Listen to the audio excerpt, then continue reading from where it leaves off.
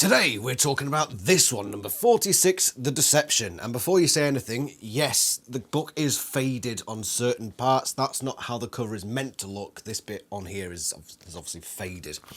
I would have gotten a much cleaner version because there was a big British Animorphs full collection, all 62 books. And I put in a bid for it. And I was beaten at the last minute by a single pound. A single pound! And because I saw the pictures and all the books were like in really nice condition. So I say to that person who outbid me £1 at the last minute, well done, that's how eBay works. Congratulations, you've got the full collection. I hope you're happy with it. Shit. Anyway, with my newly arranged background, let's get into this book. The last of this cycle. The cycles are a bit different now. The last of cycle 9. Before we head into the last cycle. It's ghostwritten by Elise Donner. Now, which ones has she done before? Well, back before she was apparently married, and she was called Elise Smith, she wrote book 30, which was a pretty good book. Not great, but alright, pretty good. And then soon after she got married, I'm assuming she got married, hence the surname change, she wrote The Weakness. Now, she was probably on a honeymoon halfway between being completely sloshed and the thing you do in your honeymoon. So The Weakness was a very weak book and is undoubtedly the worst book of the series. Books like Animorphs included. It's been the worst one so far. And that was the last one she did. But now she's back for The Deception. And how does she deal? Is she over the honeymoon? Or is she still on that honeymoon, halfway sloshed, halfway, you know the thing. Now, usually I'll go over the ghostwritten stuff at the very start. All I'll say is that grammatically, it's fine. It's fine. It's all right. And the pacing is actually pretty good in this book. Yeah, I'd say, yeah, the pacing is good. It is, however, the shortest book in the series, not including Animorphs, of course. 117 pages is the shortest of the main series books. Does it feel too short? No, actually, it feels roughly the right sort of length it needs to be, which is strange considering how short it is, but it doesn't overstay its welcome, which you'd expect. But then again, The Hidden, which was like 119 pages, felt like a million years worth of reading, so it is possible to overstay your welcome even if you're only there for 5 minutes, I suppose. After the events of the last book, we've entered that final countdown where things are starting to rev up to the final climax. And this book jumps in straight where the last one left off. Book number 45, The Revelation, where they're at this beach, essentially, communicating with the Andalites. One of my main criticisms of that was that we've had that before, where they've contacted the Andalites. And Elise Donner actually addresses that here. I'm actually not going to go into the actual quote itself, but it's sort of just shrugged off. Maybe it's because they realised, okay, that's a bit of a plot hole, we'll just sort of mention it as if we knew what we were doing, because it just sort of says, we've contacted them before, using that satellite. Okay, that makes the previous plot a bit wrong, but no, we're just gonna carry on with it. Anyway, something on page 2, which I found a bit disturbing. Page 2 reads, "There was a moment of silence, an understandable delay given the enormous distance over which we were transmitting and the primitiveness of our transmitting device." No, Elise Donner, no. In the last book, and in other places, it said that transmission of communications is instant. Because apparently that's how Z-space works. So I don't like how we're suddenly retconning that after having retconning the previous state of affairs in the last book. Yeah, I don't think the ghostwriters know how Z-space works.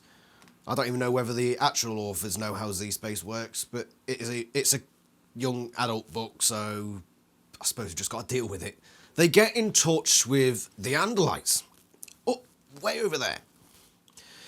And then that's like, who the bloody hell is this? And Jake steps up, says, "We are the resistance," in that sort of cliche, cringy sort of way, but you know, whatever. And he says, "We're giving you an update from Earth, the Yerks are here, etc., etc. And then he mentions the Inati again. The Inati come up again. I like that consistency there. I like the Inati. They intrigue me, even though we never see them really, ever. And I say really, we never see them.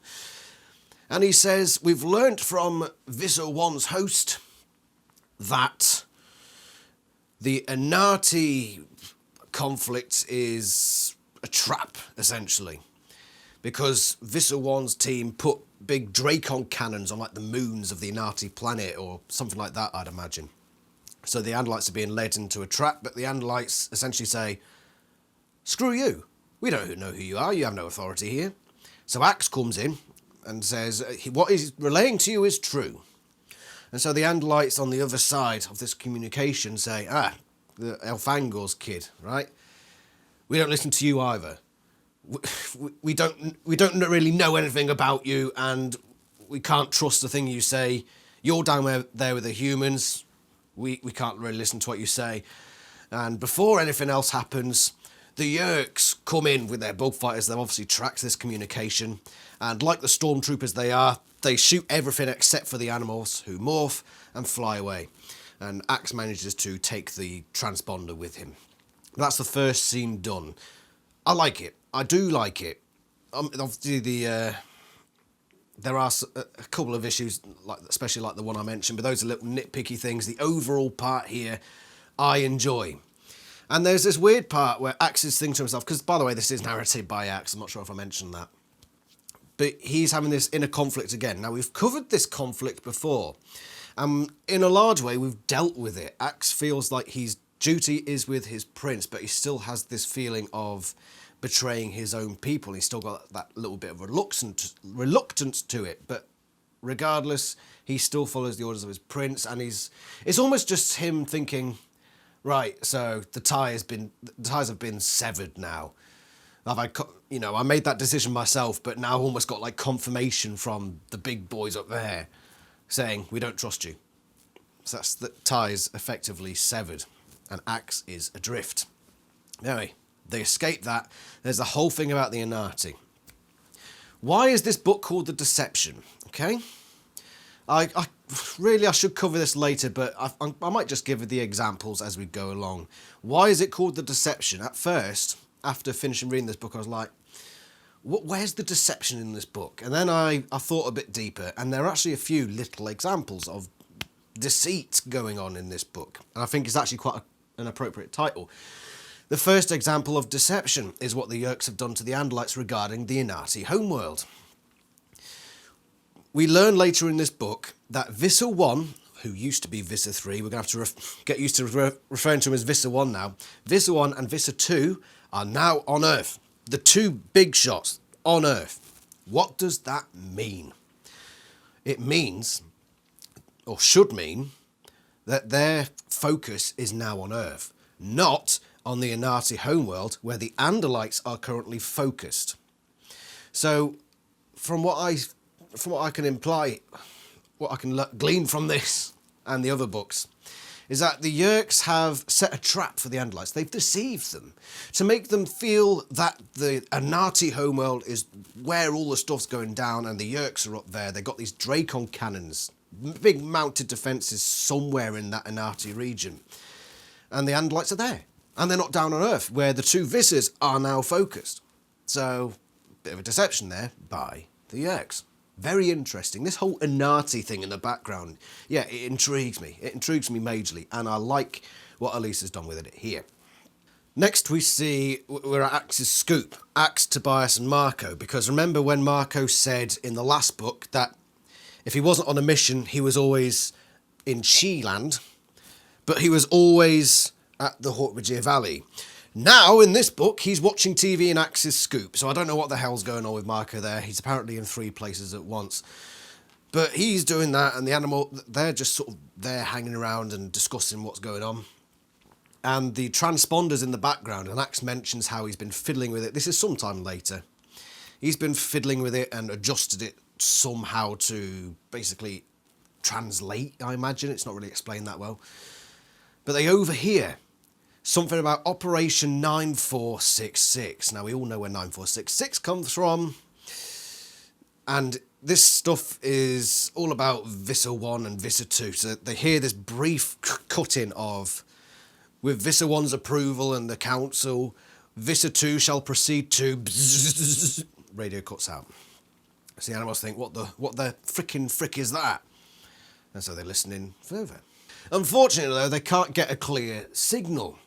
So Axe comes up with a solution, helped by the knowledge of Tobias and Marco, saying we need to hack into the government systems.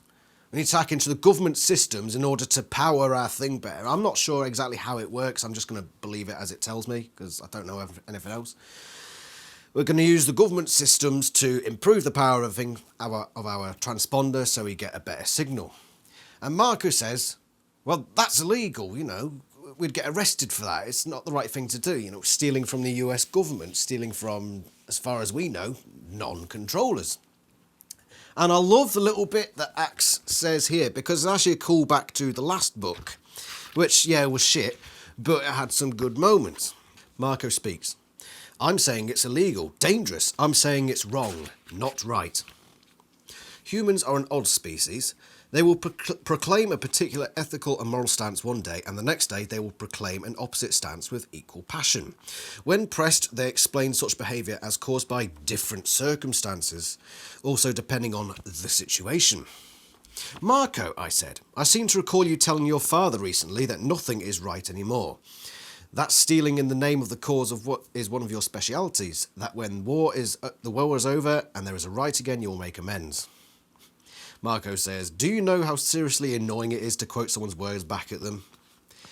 But I like that little moment of Axe calling up Marco on his hypocrisy, because as we have learned over the course of the series, Marco is a hypocrite. Not as much as Cassie, but Marco's second in the ranking of hypocrites within the Animorphs group. Yes, he did tell his father, there's nothing right or wrong anymore. But Marco, several times in that book, distinguished between right and wrong. Like at the end of the book, where he told his father, actually, Nora was a yerk all along. Why is he telling him that lie? Because he thinks it's the right thing to do to keep him from being absolutely distraught. He's distinguished between right and wrong. He hasn't just gone, right, I'm going to say what needs to be said. That is a distinction between right and wrong. So yeah, Marco is a hypocrite in this situation, and Axe points it out. Like it. Then they hear more of the signal, because time passes again, and they've got this technology. Who knows how? It probably would have been a very boring book. So I'm happy that it's skipped, I suppose. But they learn more about Operation 9466, and what they get from it is coordinates. Longitude, latitude.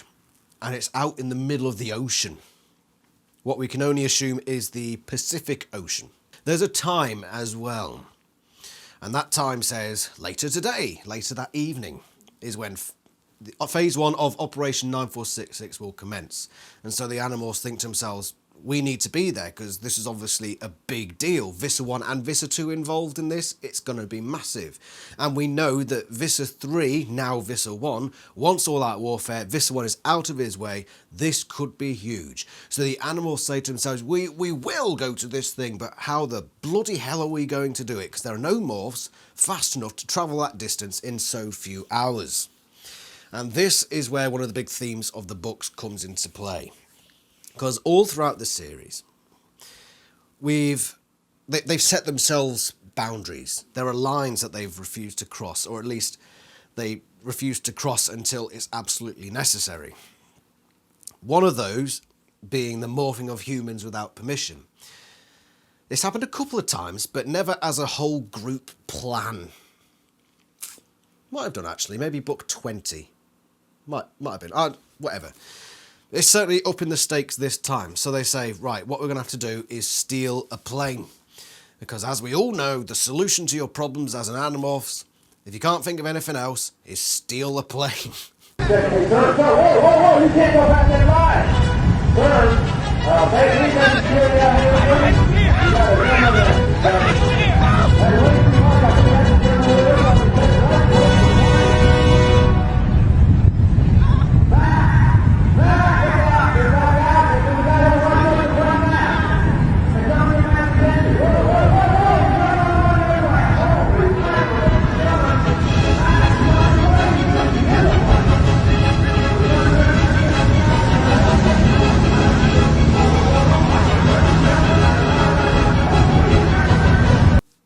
many bloody times does that happen now? It happens twice in this book. It happened in the last book as well. Whenever sticks are down, you can always count on stealing a plane or a fighter or some sort of aircraft. It's just it's a running gag at this point, really, isn't it? You know, there are some people that say, oh, video games are a bad influence on kids because they make them go out and do stuff, or offensive comedy is bad because it means that people will really think those things, and stereotypes are bad because people will just assume that that's the reality. There are people that say that. After this, if they were right, if they were bloody right, which they're not, but if they were, we would expect, after kids have read the Animorphs series, that you'd just get kids nicking airplanes left, right and centre. This is such an easy thing to do. Well, maybe they'd not get to the planes, they'd go to the airport and then get mowed down by security, but... the amount of times I need to count, really, don't I? We'll wait till the end of the series when it's happened a few more times, and then I'll do a tally. Because I know that there is... it happens twice in the last book, from what I remember correctly. So there are more... It's going to happen more times. It's going to happen more. In fact, it happened the last time at least Donna wrote a book. It happened in The Weakness. And we're getting it again. Twice. Cassie has that moment of objection, but thankfully, there's that moment of reflecting back on book 44 where she accepts, okay, sometimes we just have to do these things because... the opposite conclusion is worse, equal to or worse. So they end up saying, yeah, we're going to go do this. And so they've only got a few hours, and they go to the air base where they've been to previously. And they just so happen to end up in the locker room of two people that are about to go on a test flight. How long it took, how they found that out, probably Axe, I imagine.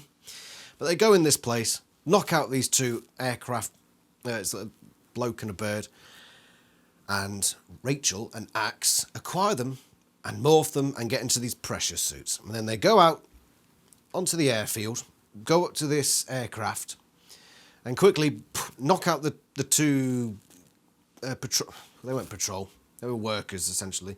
Knock them out, jump in, and then of course, as we always say, Axe is just... he's able to fly this jet engine. He just gets in, booply doop, and off we go. And they shoot off. A couple of fighters come out after them, but by that point, Axe has already figured out all the controls he needs to figure out, and woof, and off they go. Well, not so much woof, more like sort of brrr, and off they go to these coordinates that they've received from the Yerk communications. They arrive at USS George Washington as part of a fleet. Now, sometimes this happens in a navy where a large section of a fleet will go out, just go out to sea. It can often be for actual sea trials and stuff like that. It can also be to escort other ships or just like basically a big parade. But anyway, there's a bunch of American naval ships out in the Pacific Ocean. And that's where they find the Animorphs find the coordinates are set to. And they think, what the bloody hell's going on here then? The US Navy is here, the USS George Washington. Massive bloody ship, okay? Now, some of you may know that I'm ex-Navy. I was in the Navy. And I spent time on HMS Albion, which is one of the Royal Navy's largest ships. It is massive, absolutely massive. And there was one time where we were docked in Cyprus and we were to escort, we were to escort the Iwo Jima, USS Iwo Jima, through the Suez Canal and through the Red Sea. And woke up on Albion, went out to the smoking shelter at the back, and suddenly, it's been docked overnight, Iwo Jima, and I thought I was on a big ship. I was like, oh, Jesus, it's literally like a city, this thing. Maybe not literally, like a town, the size of a town, this bloody massive monstrosity of metal. Beautiful thing. And And then obviously we got the Americans on Cyprus, and you can tell them from a mile off because they're about 300 decibels louder than your average person. That was fun. Funny story as well. We decided to go through the Suez Canal and then through the Red Sea. And we got through the Suez Canal into the Red Sea, and it took us about 3 days, maybe a bit less, to get through the Red Sea out into the open sea, going down towards the Maldives, etc. And we got to the end of the Red Sea, and then suddenly the Americans wanted to be escorted. So around we turn, back up the Red Sea, just so that Iwo Jima can, I don't know, be our friend. And I remember coming back over the Red Sea, and this monstrosity of shit was a few miles behind us, but mate, it's one of those things that'll stick in your memory. That shit was amazing. But anyway, the USS, getting back on topic about this thing, the USS George Washington's there, as well as some like frigates, battleships, and various others. And so the Animorphs decide, okay, what are we going to do here? This plane is a problem. By the way, the other Animorphs are fleas on the back of Rachel and Axe, who are strapped into this jet engine, going at mega miles an hour, and they think, oh shit, what do we do now? Because they hadn't really planned ahead for this. They didn't really have much time to plan, but they probably should have thought about this. How are they going to land? Because it's just sea, and they can't exactly land on the USS George Washington. Firstly, they don't have approval. Secondly, they're probably not... I know Axe is supposed to be really great, but probably not that good. And then they'd be revealed anyway. So the plan is to demorph as soon as they crash land into the ocean a few miles off of the USS George Washington. And this is where the book starts to go downhill a little bit. In believability, definitely.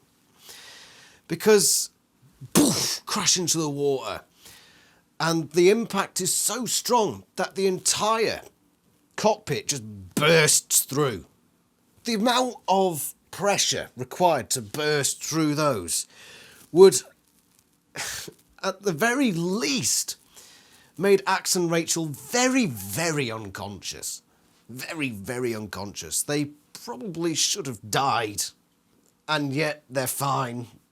They're not even unconscious, they're just like, oh shit, it's a bit wet here, innit? Right, demorph, guys, into your seagull morphs. And then they flap up and end up on the George Washington. Big, unbelievable thing, number one. So they go onto the island of USS George Washington. The way hangars work, usually just massive flight deck.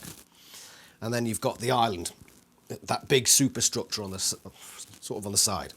And they land on top of that island as seagulls, and they discuss, right, what the hell is going on here? And then they ask, what do we know about the USS George Washington? And suddenly, Jake starts rattling off these really like precise details about the size, the aspects, the weaponry, and crew size, and various other details which I can't be bothered to go back in and read. And the other animals are just like, what do you spend your spare time doing? Now you might think, oh, I know what Adam's like, that little prick. He probably thinks that this is unbelievable and a bad plot point, and he's going to throw the book on the floor like that. And that's... No. Jake is... He is a leader, right? And it does not surprise me at all that after all this time being a leader, he's thought to himself, I need to educate myself on the things vital to me. If it did come down to military, I need to know about the military. And he's learned about the US naval ships. And he's got all this information. And I'm like, cool. I do sort of believe that. He would know all that stuff. The other animals think, you're a bit of a nerd, Jake. But now, fuck you lot. Jake's awesome, so... And then disaster strikes. Disaster strikes. And not in terms of the plot, but in terms of my enjoyment of it. Because they see activity going on. There's this chopper coming down, lands on the flight deck. And there are people standing around, okay? And somebody comes out of the helicopter. Few people do. First one, Admiral Carrington, I believe his name was. Admiral Carrington. Big shot, right, up there, up the hierarchical structure of the US Navy. Big boy. And next to him, dressed in what I believe was a lieutenant's uniform. Lieutenant for you Americans, but I'm going to refer to it as lieutenant to annoy you. Lieutenant's uniform is none other than our good friend, Hedrick Chapman. You're very close to being thrown on the floor. Why is it always Chapman? The reason I think that it's always Chapman is because they are writing to an audience that are probably largely in high school in America. And who do the high school kids all hate? Oh, fucking teachers. They're like Satan. The teachers are all Hitler. The teachers are all Stalin. Evil fuckers. And they're writing to these kids thinking, we'll make them think about the vice principal again and how much they hate him. I imagine that's just how it works, but as an adult looking at him just like, why is this guy getting roped into every job? Why him? Shouldn't he be back in school? Don't like it, but especially after we've treated Chapman's character like since book 2. It's disgusting, really. I'm not going to go into a Chapman rant again. And this book actually isn't that bad with how it treats him. Not that bad, thankfully. The captain of the USS George Washington is there. Captain... I forget his name, but just call him the captain. So he's there, Chapman's there, Admiral's there. And there's a whole bunch of the sailors and whatnot, the ratings. And some other officers as well, of course, because the Admiral's here. You'd get the fucking... Get the band out, mate. You'd have a full-on... I don't know what's going on. Right. So, he's there. And the Admiral turns to the captain and says, you ought to come back to my quarters because I've got a gift for you. What? Now, I'm not sure if this is at least trying to be sort of sly and putting in a homosexual sailors joke. That all, you know, that trope that all, or the stereotype that all sailors are, you know, a bit like that. He says, come back to my quarters and I shall show you a gift. As much as I understand why it's doing it in terms of plot, it doesn't happen. Take it from an ex-Navy guy. You don't have meetings in personal quarters. Doesn't happen. And if anyone on ship asked you, come back to my quarters for a gift, you're not going to. Not even if it is the Admiral or the captain of the ship. Your personal quarters is your personal quarters. And nobody should be saying to you to come in for a meeting. At all. It does not happen. Elise. And this is just one of the few things that takes away from my immersion in this book, which you probably feel immersed in this. But being someone who spent time on naval ships, there are a few bits in here I'm just like, no. Like the next part, for example. The Admiral, having invited the captain to his quarters for probably a bit of, you know, acts in some random rig, we can assume, is following. What rig is Axe in? Oh, but by the way, wait, what's happened here? I'm just trying to remember the order of how things happen. So the Admiral and etc. go into the ship, into the lower decks, and the animals swoop in as seagulls because they think that's a good idea. It's not. It's not. If you've ever been inside a ship, you know it's not. They're going in, and there's a big chase with the ratings coming in and trying to whap these seagulls away. But they end up in a laundry room, which are always manned by Chinese people in Britain. But I think that's changed.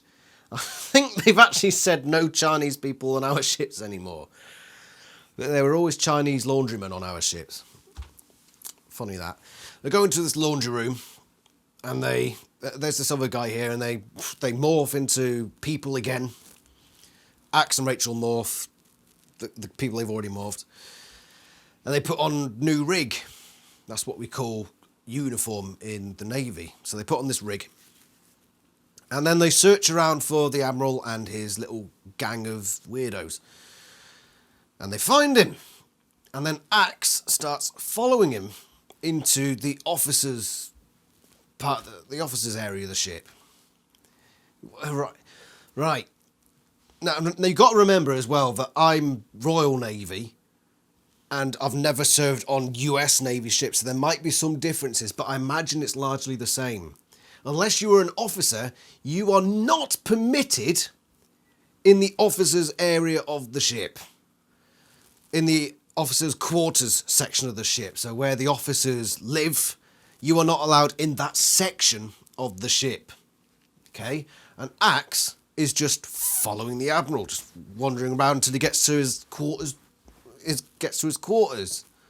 And I'm thinking, right, Axe has probably gotten very lucky to pick up an officer's uniform. It's because I think that's highly unlikely, but apparently he has, and he's just following the Admiral. There he is. Follows him up to his quarters. Oh, that's your quarters, is it? Wonder what the gift is. Axe can't go in with them, but what he's done, he's got the Animorphs in his pocket as cockroaches. That's what they've done. And so he sneaks a couple of cockroaches into the captain's pocket. Captain just looks at him like, what the fuck are you doing? We haven't got in yet. Don't start that nonsense. Wait till we're inside. But Axe saunters off and waits for a bit until the officers have gone into the Admiral's quarters, and then comes back, and suddenly he's getting messages from the cockroaches in the captain's pocket saying, shit's going down. So Axe decides to demorph in the hallway. Brings the cockroaches out. They're starting to morph as well. So you've got like Cassie there, you got, I believe, Marco. And they're demorphing in this hallway, and they're at US Navy. Do they call them ratings in the US? But I'm going to call them ratings. Ratings are looking at them thinking, well, no, they wouldn't. They'd be officers because we're in this fucking officers area. So there are these officers looking at them. And they're like, what the fuck is going on here then? And Axe just says, don't worry, we're trying to save you. And then they just leg it. Anyway, bash down the door, and then we get a really weird scene. So Chapman's in there, and he cries, Underlights, Visor 2, get down. So Admiral Carrington did not get down. Instead, he threw his arms in the air. No Underlight will spoil the glorious mission of the great Visor 1 and his devoted servant, he cried. Okay. 8 of the men in naval uniforms were human controllers. It was easy to tell they were the ones shooting at us. 2 other officers were lying unconscious across a small sofa. The captain's men, possibly already infested. Okay. So there are... Right, so you've got at least, 10 people in there. No, you've got at least probably 15 people in there. Have you been on a ship? I mean, again, I know it might be different in the US, but even the officers' quarters are very, very small rooms. Very, very small rooms. You're certainly not going to fit 15 blokes in there. A grizzly, a tiger, a wolf, an antlight, and God only knows what else. And a big vat of sludge, right? You're not going to fit that in there. And suddenly they're shooting. These 8 controllers are bang, bang, bang. Boom, boom, boom. Don't fall. So they're shooting, and this really small... How big is this Admiral's quarters? Bloody hell. But they start shooting, and of course they're stormtroopers, so it's fucking everywhere. Can't shoot for shit. These are supposed to be trained. They're in the Navy. They're trained to deal with rifles. But as we'll see later on in this book, they're not even using rifles. And thirdly... Why have they got rifles? Right, I'm not sure if you've been on a ship, right? But there is nobody walking around with their rifles. Especially not below deck. No. No, no, no. No! And then a few minutes later, they burst out into the hallway, and there are Marines coming down with their rifles out like all this, oh, fucking America, bang, bang, bang. guns and shit. And it's like, no, they would not have rifles. They wouldn't. A ship, right, does not need its personnel running around with rifles. Why? Because you're surrounded by fucking ocean and the ship that you're in has got weapons. You don't need personnel running around with rifles, which is why when you're on a ship, you never see a rifle. Unless you're in a very specific circumstance, which this doesn't appear to be. Because when I'm talking about specific circumstances, I mean you're actually in storage looking at the weaponry that the Marines keep there for when they deploy elsewhere. That's usually the only time you see any sort of personal armament on a naval ship. Fuck me. Forgive me, maybe it's the way the US does it. Don't know, but from my experience, no! Visser 2. We've never met this guy before, so far as I know. Visser 2, who failed to... So Visser 3, by the way, who's been investigated for being really shit at his job only a few books ago, now jumps above Visser 2 to go to Visser 1. What kind of system are these yerks employing? You've almost had him executed only a few books ago for being an incompetent spade, right? And what's Visser 2 done? What sort of shit's he be getting up to? But judging from his character in this book, he's just Visser 3 light. I'm going to call him Visser 3 in this instance. Because he's just the same mustache-twirling villain. But yeah. He talks exactly like Visser 3, basically. Very little difference, and it's bizarre. Jake orders everybody to sod off because they're going to get absolutely slaughtered. And they think, where the hell are we going to go? And they decide to go to, essentially, command centre. It's usually a big part of the ship where very restricted access, very dark, and you got all the radar screens and everything. That's essentially it. And all the weapons controls as well. And they go up there, and Axe is back in his human morph, follows some lieutenant who's come out, smacks him around the head, comes back with his uniform on, and gets let in past the... there were 2 Marines at the door with weapons. Again, no. There is no... Why? I'm sorry, it triggers me so much because I know that it's not right. You probably don't realise that it's not right, but yeah, they wouldn't be standing at the control centre with their the rifles. If they were holding it like that as well, you've always got to keep your finger off the trigger. Never have your finger wrapped around the trigger. Always flat above on the body of the weapon. Don't know why I'm going into that. Anyway, he sneaks into this control centre. I believe the other animals might be cockroaches again, and Axe has got them. I can't remember exactly. But they're in this place, and then the admiral's in there, Chapman's in there, because Chapman's always fucking there. And the captain's there as well. Now he's apparently been infested, so he's now a controller. And then something weird happens, because one of the technicians says, we're getting fired at, something's coming towards us, we don't know what the bloody hell it is, and then BAM! Ship gets impacted, right? And everyone's going crazy, as you'd expect in a control centre. Everyone just goes into the system. What the hell's going on? And they're saying, we think it looks like some Chinese submarine or something has just shot at us. And this is another deception.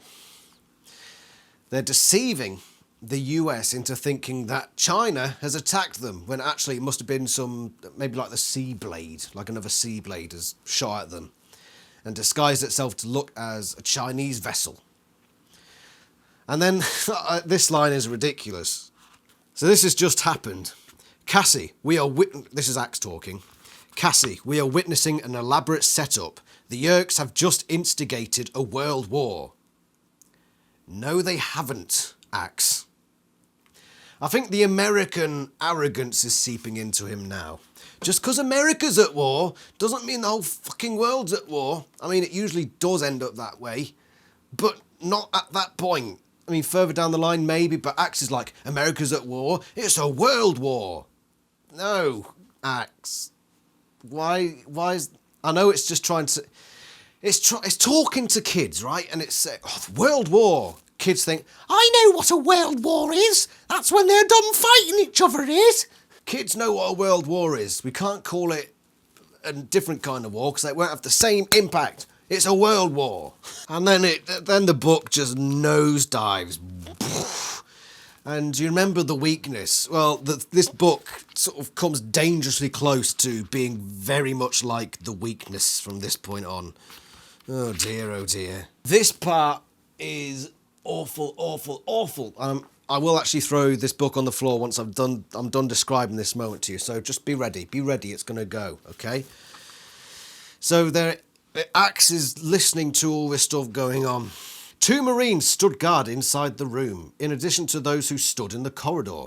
I strode towards the Marine who stood to the left of the closed door. With the force of surprise on my side, I grabbed his arm, grabbed his gun, twisted him around, and shot Admiral Carrington in the leg.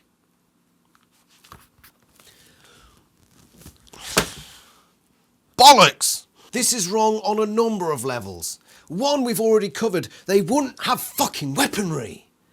2, try to snatch a rifle from a Marine, even if he is surprised by it.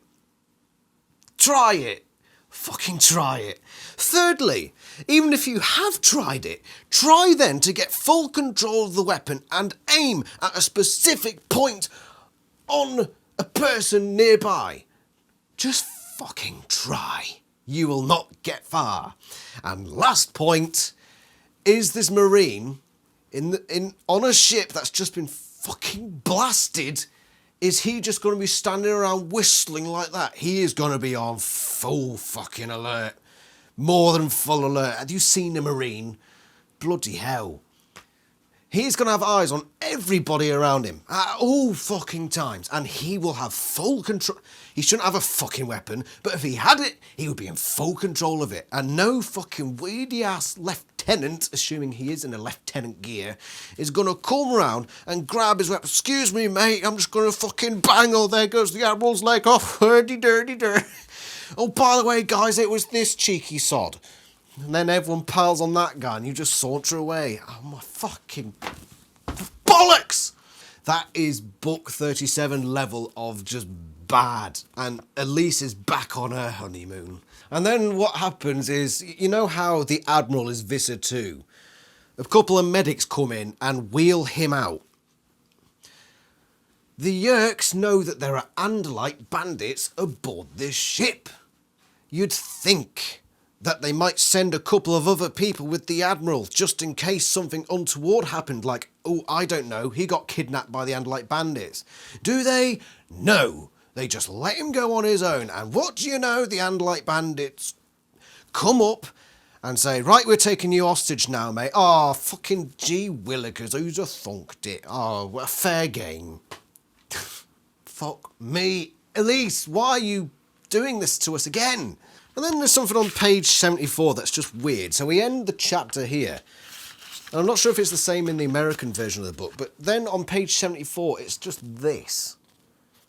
Just this weirdly formatted bit of text that says, everything is going as planned. Soon you will all be ours. I mean, I know it's supposed to be like addressed from the Yerks, but it's just sort of stuck in this book randomly.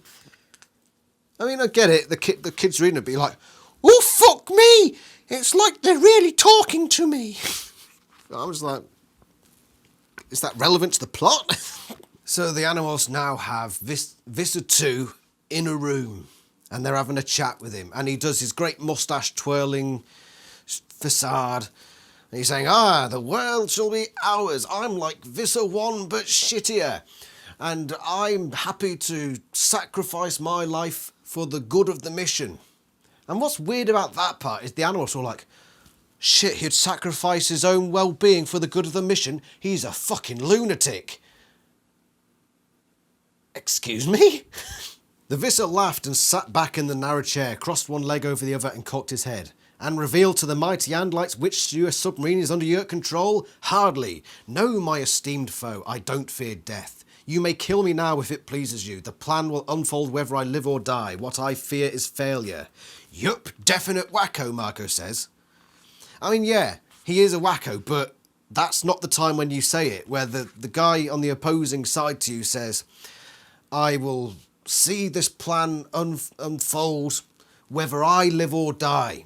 The plan is the major goal. My life compared to it is worthless. That guy's a fucking lunatic. He'd sacrifice his own life for what he sees as the greater good. Isn't that what the Animorphs is all about? And now Marco's like, fucking weirdo over here. He'd sacrifice himself for the good of others. Fucking weirdo. I mean, I know it's not the good of others. They're obviously the bad guys. But obviously from their point of view, he's thinking, I'm possibly the good guy. I don't know. Do they see themselves as good guys? I think some of them do, but yeah. It's just weird. He's insane, a fanatic. Yes, Cassie, I believe that fact has been well established. He's insane and a fanatic because he's dedicated to his cause. If that's the standard by which we call people insane now, then well, most good people are fanatics. So, yeah, Visser 2 is clearly insane, but where they call him insane is the parts where he's actually not being insane. But he goes into the plan of what they're going to do. What is the Yeerks' goal, okay? Why are they at Earth? Why they're at Earth, of course, because the humans are a Class 1 species. Was it? I think it's Class 1. It's not Class 5? Have I got the wrong way around? Whatever. They are, they say, right, these humans are good to control, and there are a fuck ton of them. There are billions of these things. That's why they're so important to us. That's why we want to invade them, because there's so many, and our army will be huge. What's Visser 1 and Visser 2's plan? Aha, we will kill billions! Ha ha ha! Hey? Who the fuck promoted these clowns? Right, there's some evil garage owner somewhere in your town. Ha ha, my evil plan is to fix every car in the world. Ha ha ha. I know it's not an evil plan, but fucking play along. I shall take in every car and they shall all be fixed, yes. Here come the cars now. Quick, hammer, break the fuck. Ha ha, evil plan succeeding. What? So yeah, the plan is to get China and the US to go to war with each other, setting off what would eventually, I suppose, become a world war. We could only assume. I mean, we don't know how these things play out usually, but that's what we can assume. So that there will be a nuclear war in which billions will die. I thought you wanted to infest billions. Am I incorrect in thinking that? Did the council honestly think it was a good idea to put these buffoons in charge? That's not what they want! But not only is that plan nonsensical, Visser 2, you're trying to make America go to war... No, America to go to war with China. Right, so that's your no man's land. That's where all the shit's going down. Where is Yeerk headquarters? Right, we have a problem. We're going to set these two countries to war with each other. Where's our headquarters? In the middle of them. And not only that, right. 4th largest naval base in America. Naval base San Diego, California. You think that China wouldn't bomb California? Right, where's the first nuke going, guys? Right, where's the closest place? I mean, I know there's Hawaii and Guam, but fuck them. California, that's the nearest to us. It's also got the biggest targets. Nuke priority number 1. Press the button. Yerks.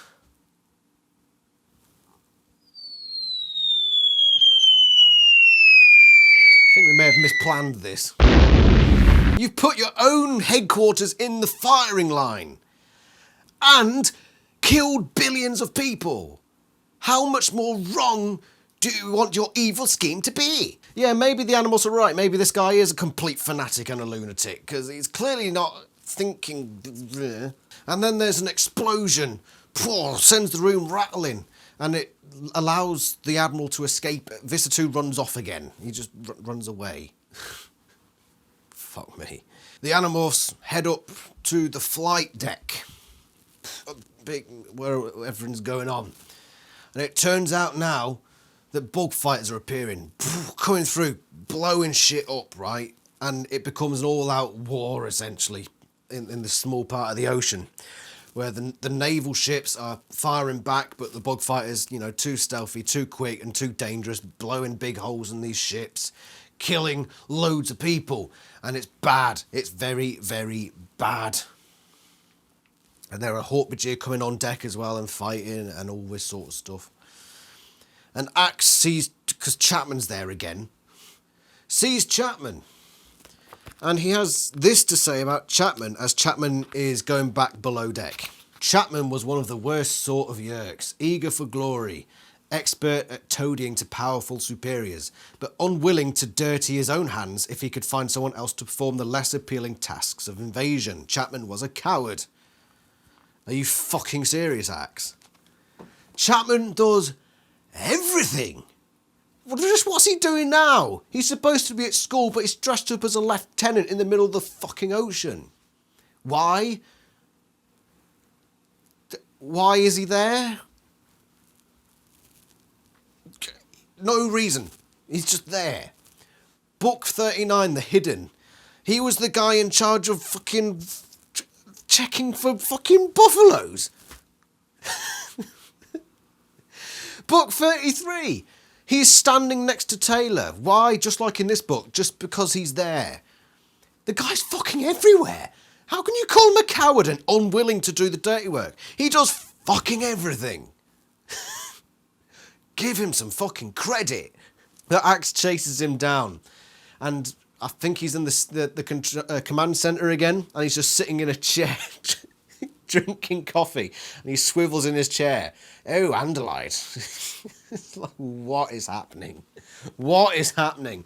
By the way, before this happened, right? So Axe is in his own body on the flight deck, sees Chapman, and he goes up to...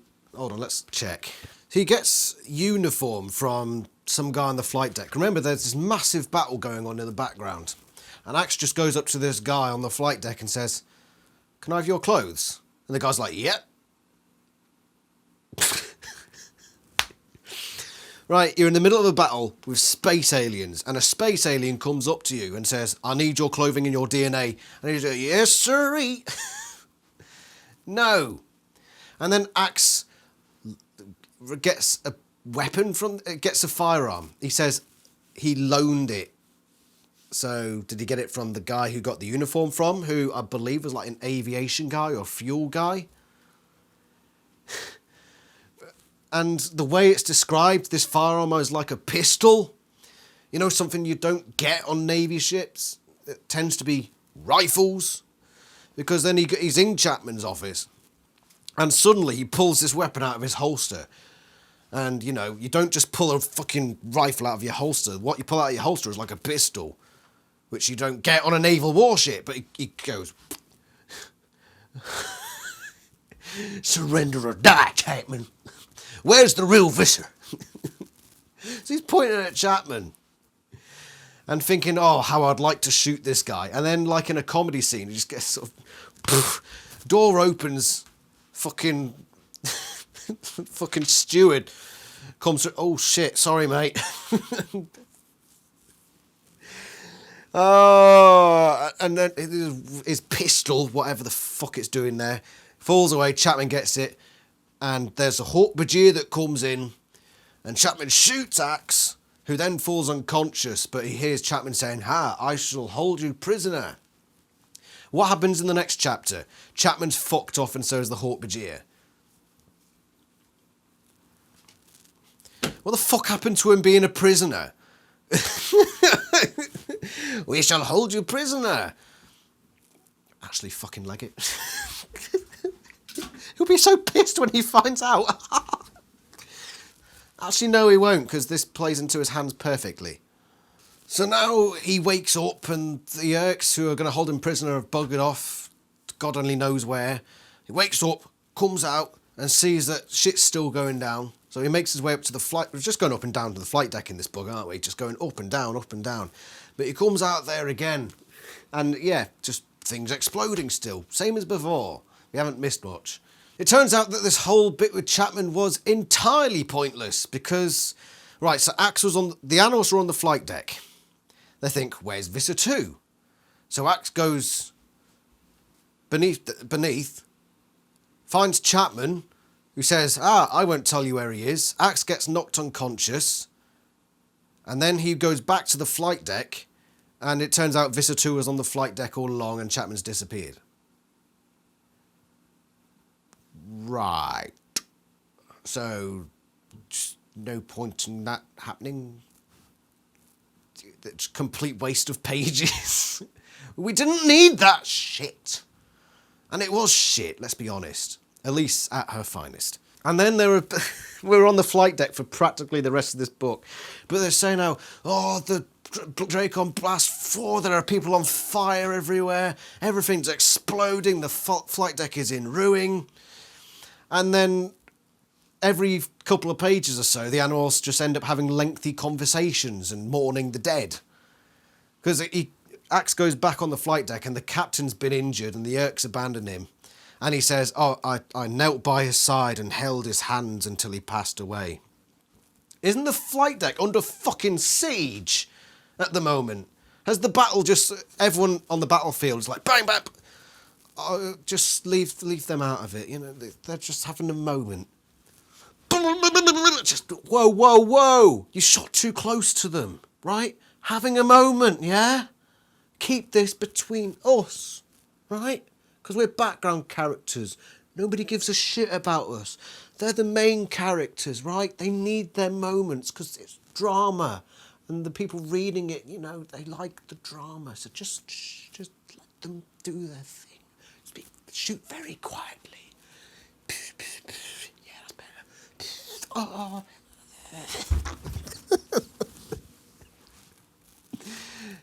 It's the book just for sake of convenience. The book is either everything's exploding or it's all really quiet. It just flips back and forth. It's crazy. This is where the book actually gets somewhat interesting again after half of the book of just being the weakness on a ship. Book 37, the weakness, but the setting is a ship. Right? So the Animorphs are all there doing various little bits, okay? And they have to come up with a plan now because the Visser 2's plan is that there's a nuclear submarine filled with Taxxons for reasons. I know why the reason is, because it eventually self-destructs. So we don't want humans and Hawk-Bajir being on a self-destruction ship. So it just throws in a random line at some point. And the submarine is manned exclusively by Taxxons. Yes. Why?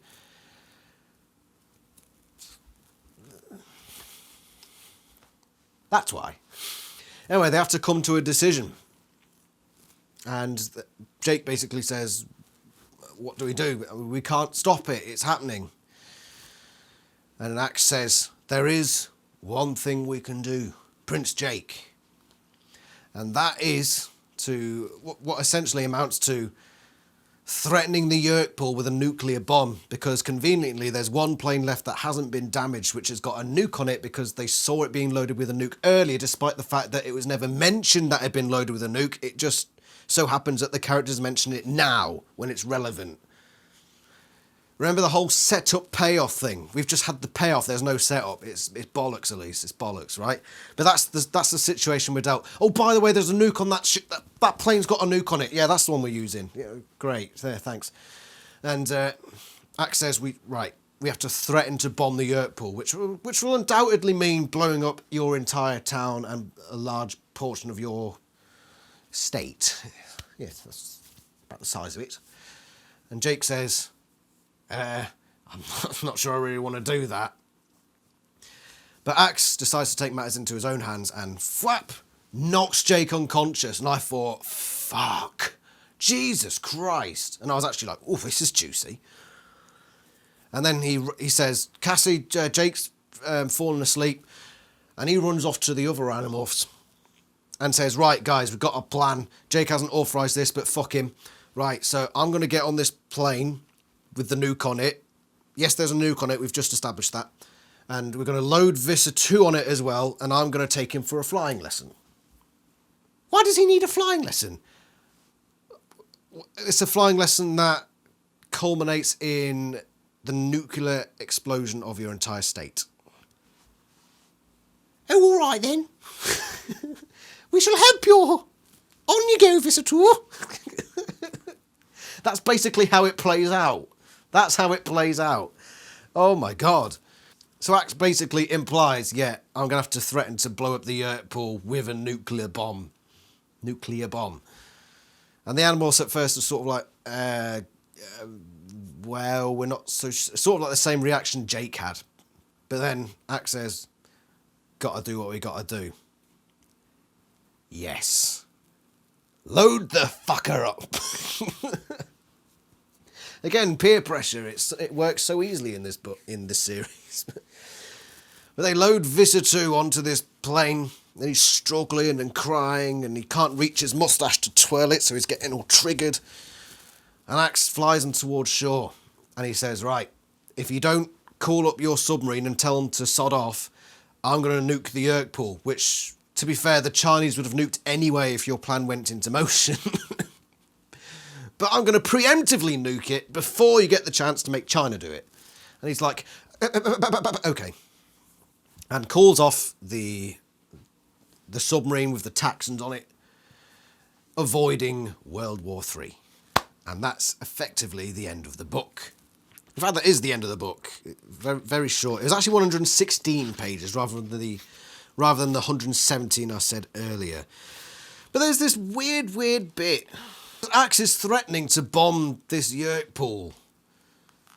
And the Visser's shocked by this. Never! The man's voice was like the panicked screech of a wounded animal. Never! You'll never do it. You won't have the nerve to do it, Andalite. Does this Visser not know Andalites?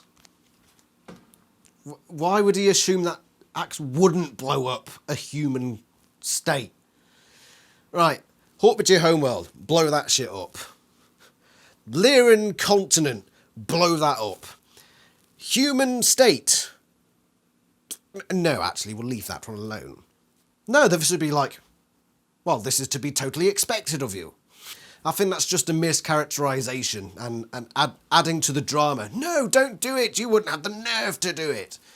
The Yerk, in reality, would be like, yeah, I totally believe you'd do it. I don't want you to do it, but I'm pretty sure you'd do it. You haven't been resistant to doing it before, you lot. This end of the book is incredibly interesting to me. Because Axe has effectively betrayed Jake in the most astonishing way. He's actually knocked Jake unconscious, gone against, well, not so much gone against his orders, but just bypassed Jake entirely, and gone up to the rest of the gang and said, right, we're taking this action, Jake's out of commission. Jake would be... I'm looking forward to book 47 now, and future books, because this is going to be mega. And if it's not mega, then I'm not going to be very happy, because it should be. Jake has just been betrayed. There's no other way of putting it. Insubordination at the very, very least. Much more than that. Axe has just taken matters into his own hands. Fuck my prince. He's already gotten a fuck you from the Andalites on his own world. He's now gone up to his prince and effectively, physically said, fuck you. Wow. So Axe has just severed all ties now. He thought, I'm just going to have to do what I need to do.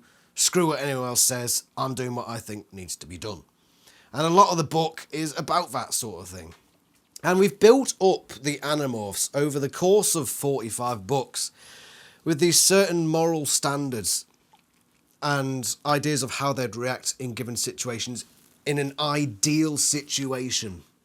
Oh, we can't do that. We can do that. We can't do this. We can't do that.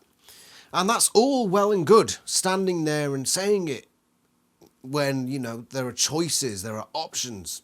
But the Animorphs are stranded in the middle of the ocean on a ship that's basically fucked, and there are bombs going off everywhere. Suddenly, and not surprising, all of that goes out of the window. And suddenly it's every man for himself. And I think that is quite appropriate. Does it fit with the character development? It's very hard to say, and I'll be eager to see how it progresses forward. Because it's certainly not the conclusion of this particular storyline, so I'm going to save judgment on a large part of that. The one character who I think suffers here is Tobias. Why Tobias? Do you remember book 43? And the big message that I, at least, received from that book is that when you are weak, you are liable to doing terrible things. We saw that quite plainly in book 43 and a few times before, but it was really stapled down in book 43. And a large part of it was being able to turn around and say, you know what, I may be weak and it may seem like our only option, but we still have to maintain some level of humanity and empathy, essentially, and take a step back and avoid that course of action. Which is why at the end of that book, they basically turned around at the very end and said, actually, no, we're not following through with this plan.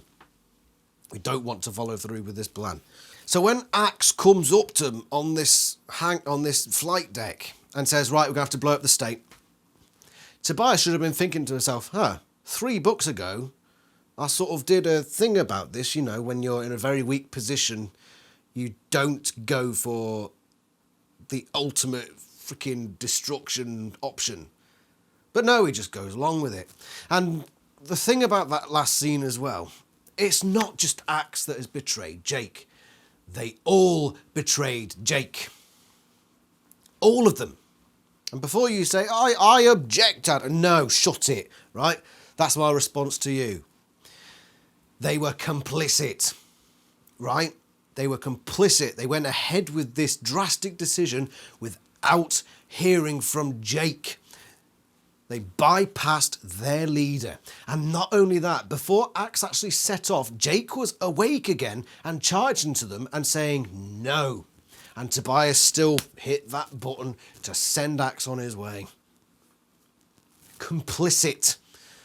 Jake has been betrayed by his own team, and I am just chomping at the bit waiting for what happens next. Oh, I want it. So, this book then, book 46, The Deception, what do I think of it? I had a very striking memory of a meme after I read this book, and it's one that a lot of people saw when Game of Thrones concluded. You remember after Game of Thrones Series 8 came out, and there was this horse meme? You remember the horse meme? That just basically described the quality of content as it went from Series 1 to Series 8. I'll put it on the screen now. Here you can see the image at the very start of the series / in this case book. It's really well detailed. It's a really good, entertaining piece of fiction. But then as it goes on, as it goes further and further down the line, it gets rubbish and worse until it starts to look like a Michael Grant tweet. That summarises this book. It starts really, really well, but it just gradually gets worse and worse. In like a perfect line of badness. It doesn't go up and down, it just goes gradually down, until the very end, which is just... I mean, apart from that bit at the end, which I found interesting, it would have been a perfect line of just quality dropping gradually till the point where it was basically like book 37, where it's just completely illogical. By the way, I mentioned that they stole a plane twice. Yeah, when they went off with Visser 2, there was just that plane there and they just got in and flew off. How many planes is that now? Aircraft? Don't know at this point, lost count. Thing is about this book, it's very similar to the last one, where there's a lot of big stuff going on, a lot of big movements. But the execution is largely flawed. It is better than the Revelation, though. Let's go over the scores. Jake's leadership. I thought he was much, much better in this book. Much better. He made a lot of the right decisions at the right time. He was very leaderly. And of course he got betrayed at the end, but that's not his leadership, the fault of his leadership abilities. I'm sorry, my throat just went weird. I really liked Jake's leadership in this. I really did. And not only did he make good leadership abilities, but the very fact that he studied naval warships. One of the things that when you're learning to become a naval officer is knowing the military. Knowing like all the ins and outs. And Jake has clearly done that. He's done his background research, which has come in helpful. It's very good to keep your knowledge up. I think Jake does a pretty spiffing job in this book. Nothing great, nothing like, wow, wowzers, you've done so good. I'm going to give him an 8 out of 10. I liked Jake in this one in terms of his leadership ability. The book itself, I gave the Revelation 3 out of 10. I gave the Weakness 1 out of 10. This book is very similar to the Revelation in that it has those massive moments, but the execution of those moments is very, very flawed. I wouldn't say it's as flawed as the Revelation. It's certainly not as flawed as the Weakness, though at times, especially towards the end, it starts to feel like the Weakness. But the Weakness was just egregious in many, many ways. So it's definitely not that bad. If it wasn't for the last scene, where the whole Axe betrayal comes in, it probably would have been a 4 out of 10. But because of that, and because I like that bit, I'm going to give it a 5. Yeah, very similar to Revelation, but I think it was more entertaining. I think it was nice to read. Despite the bad military knowledge, I actually enjoyed the fact that they were on a ship. I really liked that. And yeah, it's just, I mean, the first few chapters as well were really good. I thought they were really quite spot on. So yeah, 5 out of 10 I think is a fair score for this one. And let's put it this way now. The military know about the Urks. Oh shit, where's that going to take us? Oh dear. Ooh, things are really going to start coming out in the open now. Now that Visser 3 is Visser 1 and he's in control. And he comes up with plans like that. Yeah. Next book is going to be number 47, The Resistance, which is a Jake book. We're going to start the last cycle. Remember that in a few days' time I'll put up my Cycle 9 review, which covers every book from 41 through to 46. And I shall see you for the next one. Ta-ra!